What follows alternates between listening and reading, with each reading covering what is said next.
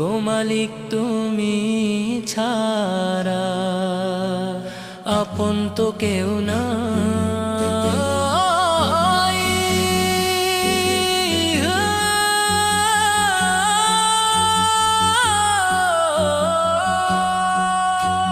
স্বার্থের এই দুনিয়াতে সবাই বড়